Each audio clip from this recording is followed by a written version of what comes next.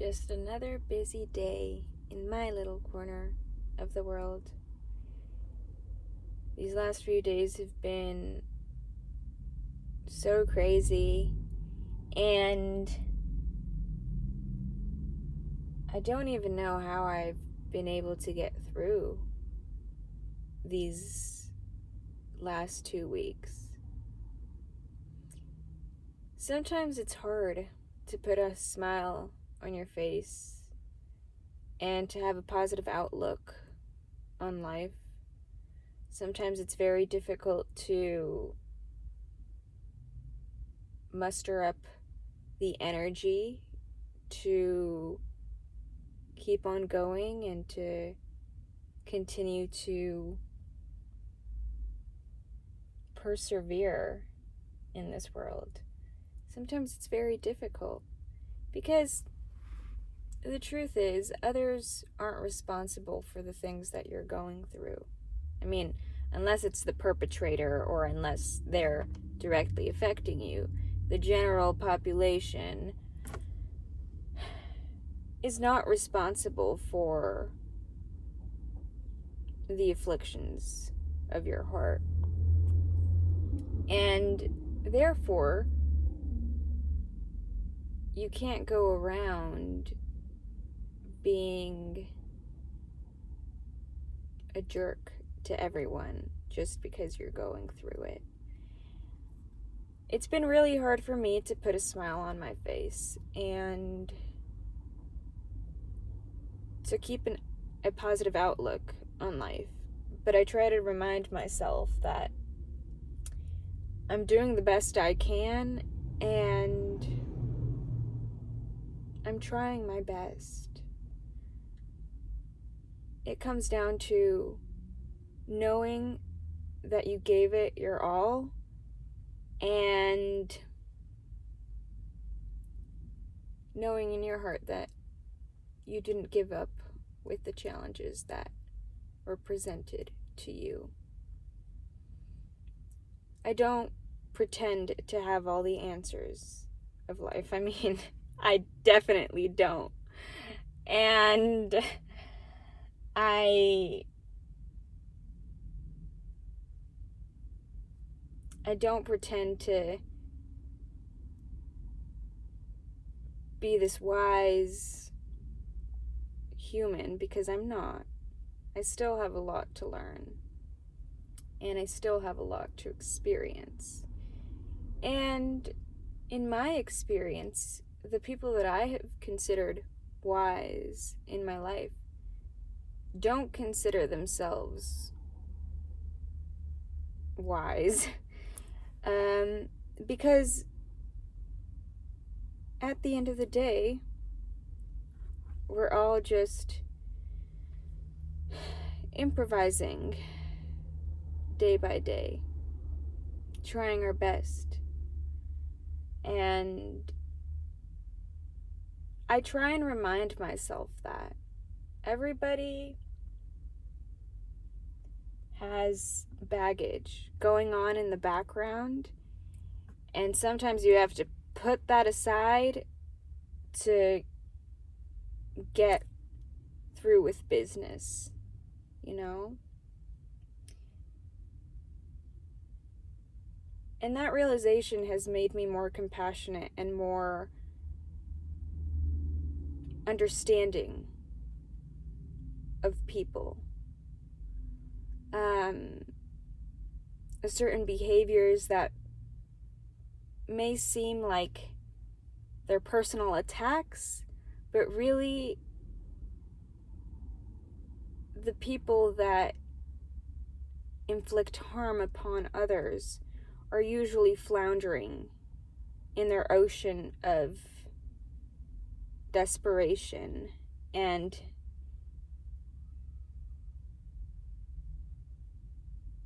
they want to be seen and they want to be heard, so they act in ways that strokes their ego and gives them a bit of that power, or like a feeling of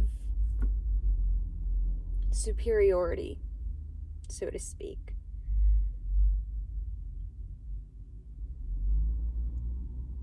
It's really hard for me, personally, to see the worst in others, and it's hard for me to believe that people don't have a good side, because there have been, in history, there have been people that have committed terrible atrocities and done some terrible things. But it's hard for me to villainize those people, or even demonize them, or hate them, or despise them, because behind that macho, chauvinistic, misogynistic person, and yes, I'm referring to a man in this case, but to men, but behind every arrogant or preemptory character, there was a child, an innocent child, that received certain messages during their childhood that, because of their innocence, because of their own, not naivety, but their own innocence, because they didn't know much about the world, they believed certain messages that were either said to them directly, or certain subliminal messages or implied messages, and they believed those messages about hating a group of people or being different, because they don't know any better. A child doesn't really know any better and will believe anything you say to them. And so, talk about wanting to brainwash people. You start from a very young age. You see that when you read about the Khmer Rouge and how they recruited young individuals, very young individuals, who didn't have a sense of the world. And they were brainwashed into believing that their own people, their own Cambodians, were the enemy. And they committed terrible atrocities. But yes, they committed terrible atrocities, but does that make them evil? Or does that make them innocent? Like, I'll explain myself. Are they evil because they're actually evil, or are they evil because of their innocence? Because they received these messages. For example, if you brainwash a child into believing certain things, and you have an agenda, I want this child to believe in this and this and this and this, the child will believe it because of its innocence, because it doesn't know any better. It hasn't seen the world for itself, you know? And so the child will then be considered evil when they grow up, and then they start inflicting harm and harming others, right? The child will grow up with these behaviors because of messages they received. But does that make the person inherently evil? Or is it because of their innocence? Because they didn't know any better, that they became evil? And if we think about the really terrible people that have walked the face of this earth, like Pol Pot, right? Or Stalin, or Hitler, or I'm not going to mention more because, you know, you get the picture. Were these people inherently good as a child? Were they born a clean slate, a tabula rasa? Or were they born with certain proclivities that made them evil? I don't really know the answer to this question. It's more of a rhetorical question, but even the people that have backstabbed me and done some really terrible things to me, it's really hard for me to even be angry with them. I'm angry at their actions, and I'm angry at the trauma that they left me with, but I'm not angry at the person, because I see the person as an innocent child that believed the messages that they received as a child. Or maybe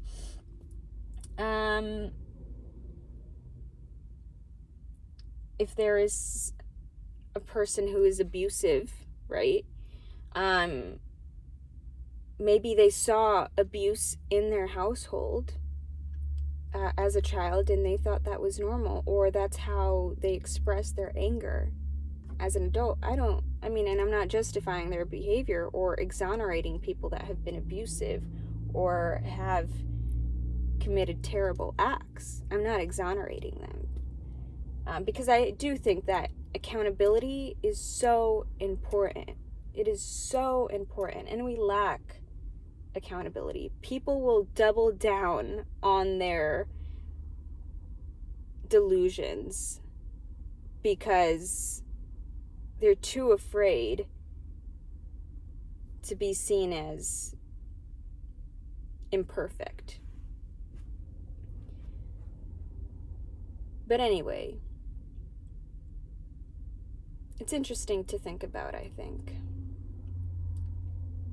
I'm doing my best at the end of the day, trying my best, trying to figure out this world as a human body, in this human body, trying to navigate through it all in this sea of whatever it is, sea of earth, right? Or a sea of the human experience. But at the end of the day, I try and remind myself, Megan, you're doing your best. And I really am. And I can't be so harsh and critical with myself. That doesn't mean that I am going to excuse myself for certain things that I have done that are wrong. But that does mean that I will be a little more sympathetic with myself, more empathetic with myself too. And I try and extend that with others as well, even the so-called assholes out there. I try and extend a bit of sympathy and sometimes even empathy, because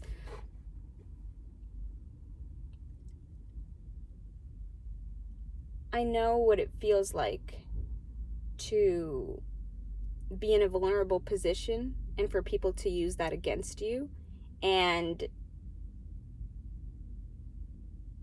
create an agenda that benefits them but deteriorates who you are.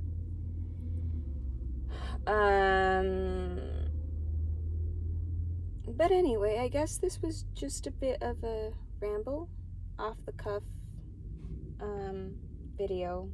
Like, all of my videos are off the cuff. I don't really have a script or something to read off of. It's just whatever thought comes up throughout the day, and I think it's interesting to put in a video, I record and, you know.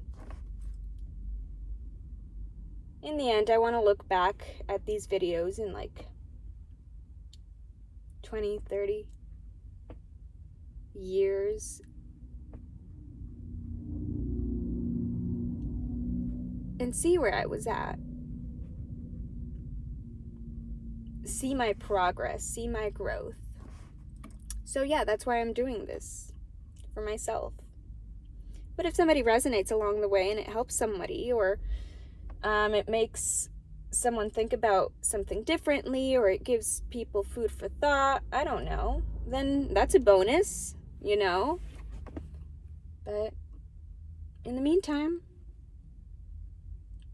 I'm doing my best, and I hope you are too. I'm sure you are too. So I hope you have an amazing day, an amazing life. Keep on keeping, keep on trucking, and yeah, have an amazing life. Peace and love. Bye.